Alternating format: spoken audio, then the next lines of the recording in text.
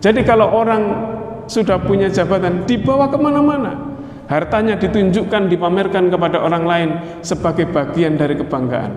Sama dengan raja, istri yang ketika itu dibawa ke semana-mana. Kenapa? Karena itulah yang membanggakan dirinya.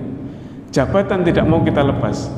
Jadi jabatan itu bukan hanya jabatan politik, jabatan kekuasaan, tetapi jabatan-jabatan ormas pun sekarang sudah mulai banyak diperebutkan.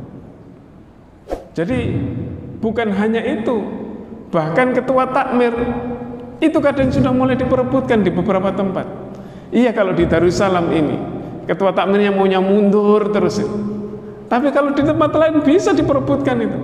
Diperebutkan, dan kadang-kadang kalau ada pemilihan jadi rame di dalam sesama anggota takmir itu.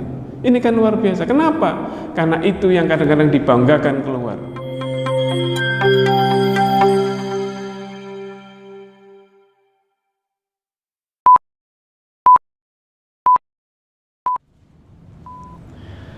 Assalamualaikum warahmatullahi wabarakatuh. Alhamdulillahilladzi nasta'inuhu wa nastaghfiruh wa na'udzu billahi min syururi anfusina wa min sayyiati a'malina. May yahdihillahu fahuwal muhtad wa may yudlil falan tajida lahu waliyyan mursyida. Asyhadu an la ilaha illallah wahdahu la syarika lah wa asyhadu anna Muhammadan abduhu wa rasuluh la nabiyya ba'dah. Allahumma salli wa sallim wa barik ala nabiyyina Muhammadin wa ala alihi wa sahbihi wa mawalah. Qala Allah ta'ala fi kitabihil karim, a'udzu billahi minasy syaithanir rajim. Bismillahirrahmanirrahim. Inna ja'alna ma 'alal ardi zinatan laha linabluwahum ayyuhum ahsanu amala wa inna laja'iluna ma 'alaiha sa'idan jurja. Jamaah salat subuh yang dirahmati Allah, kita bersyukur bisa menjalankan salat subuh berjamaah, lalu kita melanjutkannya dengan taklim, dengan mengkaji 1-2 ayat Al-Quran. Pada hari ini kita akan mencoba mentadabburi surat Al-Kahfi ayat 7 dan ayat 8. Insya Allah kita sudah biasa membacanya, sudah biasa, mungkin sudah sering membaca artinya juga, sehingga kita mudah untuk mentadabburinya. Setelah Allah mengingatkan kepada Rasulullah pada ayat yang ke-6 bahwa biarkanlah kalau orang-orang Yahudi, orang-orang Nasrani, orang-orang kafir Quraisy itu tidak mau beriman, jangan membuat kamu susah, wahai Muhammad. Mungkin bahasanya begitu. Maka pada ayat yang ke-7 dan ayat ke-8 ini, kalau seandainya kenapa kok tiba-tiba Allah mengingatkan tentang dunia dan seisinya. Misalnya dalam surat ayat ke-7 disebutkan inna ja'alna ma 'alal ardi zinatan laha. Maka sesungguhnya kami telah menjadikan apa-apa yang di atas bumi ini sebagai perhiasan bagi bumi itu. Jadi orang perhiasan itu, zayyana itu dibuat indah orang melihatnya, itu namanya zayyana, perhiasan. Jadi termasuk kecantikan, ketampanan, dan segala sesuatu yang membuat kita merasa indah dan senang, itulah yang namanya disebut dengan zina, perhiasan itu. Lalu untuk apa? Linabluwahum ayyuhum ahsanu amala, yaitu kami ingin menguji mereka, orang-orang itu, menguji mereka siapa di antara mereka yang paling baik amalnya, paling baik amal solehnya, paling baik imannya. Nah itu, kenapa ini kemudian disebutkan? Karena tujuan hidupnya orang-orang Yahudi, orang-orang Nasrani, orang-orang kafir Quraisy adalah dalam rangka mengumpulkan hiasan-hiasan ini. mengumpulkan, mencari keduniaan. Nah, gambaran dunia sebagai zina perhiasan itu apa? Nanti akan saya ingin memberikan sebuah kisah tentang seorang raja. Kisah seorang raja yang beristri 4. Saya beberapa bulan yang lalu dapat kiriman dari seorang teman yang kebetulan dosen di YIN Bangka Belitung, Profesor Zabrul Han namanya. Dia memberikan cerita itu tentang seorang raja yang memiliki 4 istri.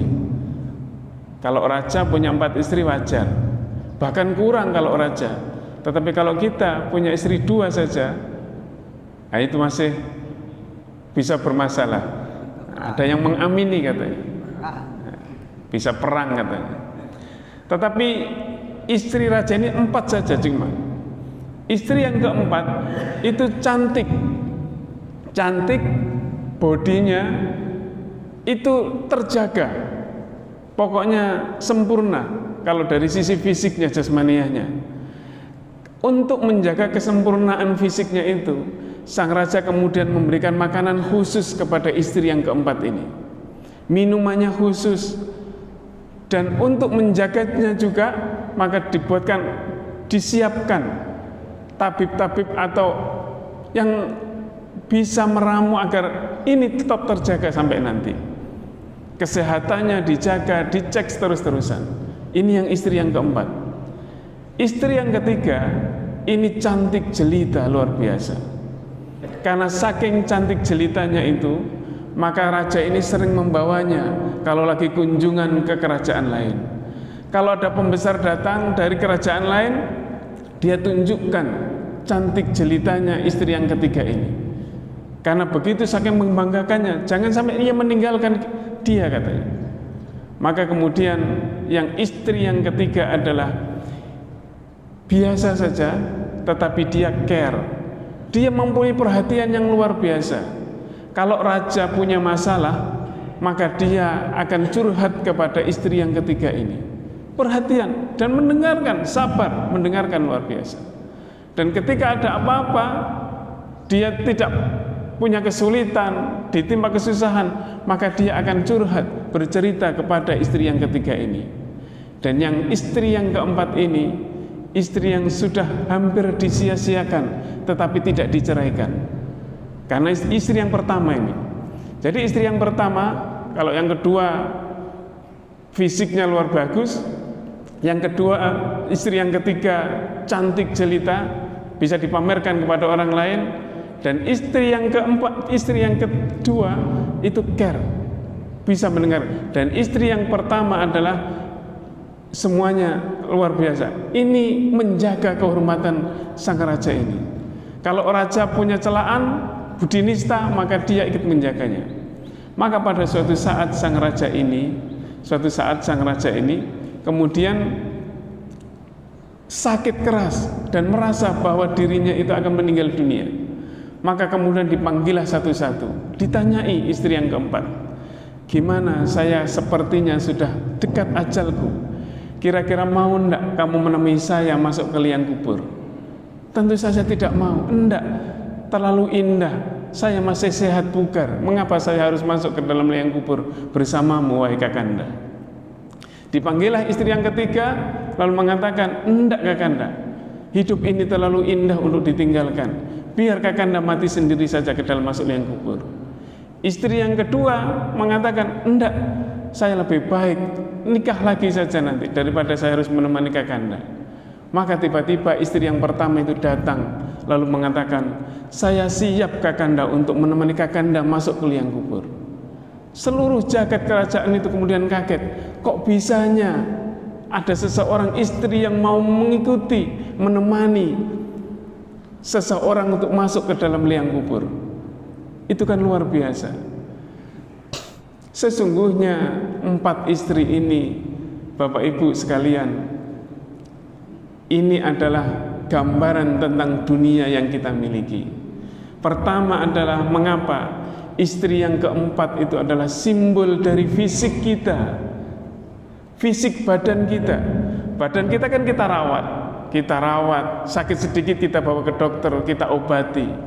Bahkan kalau tahu biasanya ibu-ibu ada Medicare, Medikur, dietnya dijaga, makanannya dijaga. Itulah potret dari istri yang keempat itu. Dan itu kita jaga, kita lakukan. Michael Jackson untuk merawat badannya, dia menyiapkan 9 dokter yang mendampingi setiap hari agar dia fisiknya tetap terjaga, lalu kemudian dia meminta supaya dia bisa awet sampai usia yang lebih tua lagi. Tetapi apa yang terjadi? Michael Jackson hanya bertahan umur 50 lebih sedikit, kurang lebih 55-an aja. Itulah potret pertama. Istri yang keempat itu adalah potret dunia kita yang pertama. Istri yang ketiga adalah potret kita tentang jabatan kita, tentang harta benda kita yang sering membuat kita merasa indah dengan dunia ini. Jadi kalau orang sudah punya jabatan, dibawa kemana-mana, hartanya ditunjukkan, dipamerkan kepada orang lain sebagai bagian dari kebanggaan. Sama dengan raja, istri yang ketiga itu dibawa ke semana-mana. Kenapa? Karena itulah yang membanggakan dirinya. Jabatan tidak mau kita lepas.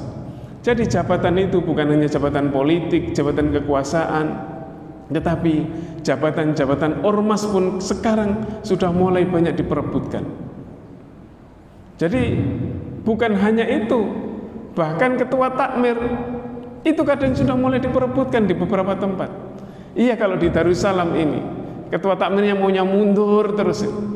Tapi kalau di tempat lain bisa diperebutkan itu. Diperebutkan, dan kadang-kadang kalau ada pemilihan jadi rame di dalam sesama anggota takmir itu. Ini kan luar biasa. Kenapa? Karena itu yang kadang-kadang dibanggakan keluar. Bapak bekerja di mana? Kalau jabat perkantoran mungkin biasa. Oh, saya anggota dewan. Misalnya kan begitu. Atau mungkin Bapak, iya saya ketua takmir. Itu kadang-kadang membanggakan. Kalau dipikir secara agama, apa yang mau dibanggakan dari jabatan dan harta benda itu? Mobil kita bawa keluar, kita tunjukkan ke orang. Punya HP baru, kita tunjukkan keluar. Nggak usah begitu. Kalau orang mantenan, bukan hanya ibu-ibu, bapak-bapak itu, kalau sudah mau onjengan, pakai sarung yang paling mahal. Kan begitu. Itu ingin menunjukkan pada orang lain. Oh, ini loh. Dan inilah potret istri ketiga. Bahwa kecantikan perhiasan dunia itu kadang-kadang membuat kita, agar kita orang bisa melihat kepada kita. Dan yang kedua adalah, istri kedua adalah sesungguhnya adalah potret dari keluarga dan sahabat-sahabat dekat kita. Seorang raja kalau punya masalah, dia akan mengadu kepada istrinya yang kedua itu. Sama dengan kita. Kalau kita punya masalah, biasanya kita akan mengadu kepada istri kita. Kita bercerita kepada anak-anak kita. Kita bercerita kepada famili kita. Bahkan kalau kita bisa bercerita kepada sahabat-sahabat, teman-teman dekat kita. Itulah potret gambaran istri yang kedua itu. Dan istri yang pertama itu adalah, bahwa itu adalah potret amal dan keimanan kita. Istri pertama kan seringkali kadang-kadang tidak diperhatikan. Sama dengan raja itu tidak memperhatikan istri yang pertama. Tetapi istri pertama begitu setia mendampingi sang raja itu. Ketika dia punya masalah, dia akan datang. Ketika dia dinista orang, maka dia akan menyelamatkan itu. Sama seperti agama kita. Agama kita itu sesungguhnya adalah setia untuk menemani kita. Tetapi kita ini kadang-kadang yang tidak memperdulikannya. Dalam sebuah hadis, Rasulullah mengingatkan kepada kita bagaimana 4 istri kita itu akhirnya nanti suatu saat akan ditinggalkan. Makanya hanya istri pertama saja yang akan ikut ke liang kubur. Apa amalnya?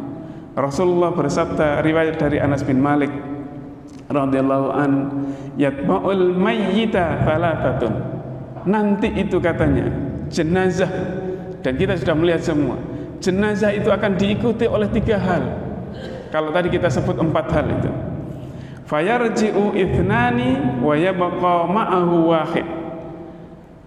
2 yang akan mengikutinya, 2 semuanya mengikutinya, tetapi 2 yang akan kembali dan 1 yang akan tetap mengikuti dia. Kata Rasulullah, yatba'uhu ahluhu wa maluhu wa amaluh. pada saat dibawa ke pemakaman, ketiganya akan mengikutinya. Apanya? Yaitu pertama keluarganya, sahabatnya, teman dekatnya ikut.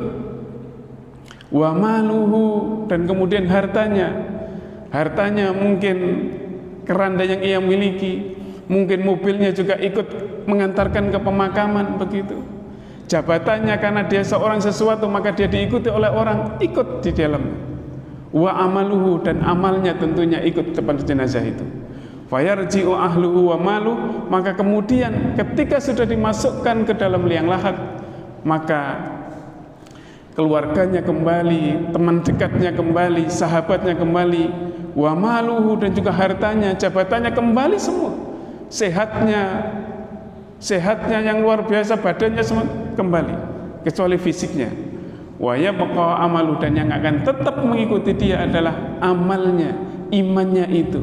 Istri yang pertama itu yang akan mengikutinya. Jadi inilah gambaran kita hidup di dunia. Tidak ada sesuatu yang abadi. Maka di dalam surat Al-Kahfi ayat 7 kemudian mengingatkan kepada kita, inna ja'alna ma'alal ardi zinatal laha linabluwahum ayyuhum ahsanu amala.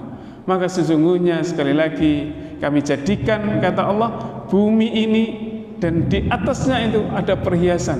Perhiasan adalah yang kita sebut tadi itu, linabluwahum ayyuhum ahsanu amala, untuk menguji kalian sampai di mana baiknya amal baiknya. Dan amal baik itulah yang akan kita bawa sampai di hari akhir nanti.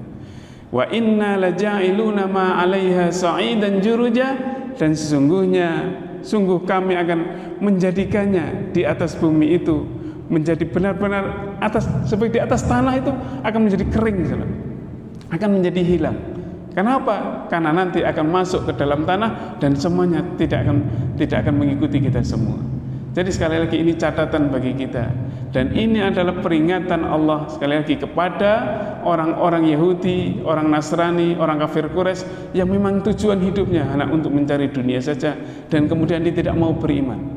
Tidak mau beriman kepada Rasul, tidak mau menerima risalah ketauhidan, keimanan yang disampaikan oleh Rasulullah, bukan karena apa, tetapi karena agar martabatnya di depan orang lain tidak menjadi turun. Orang-orang kafir Quraisy, mengapa saya harus beriman kepada Muhammad? Berarti saya harus tunduk kepada Muhammad, sementara dia memiliki jabatan, memiliki harta. Orang-orang yang lain pun begitu. Mengapa saya harus ikut Muhammad? Kalau saya mengikuti Muhammad, maka saya berinfak, saya harus berzakat, saya harus memperhatikan orang-orang yang nggak punya dan seterusnya. Maka harta saya akan berkurang, kata mereka. Jadi inilah sebagai gambaran betapa sesungguhnya dunia itu benar-benar perhiasan bagi manusia.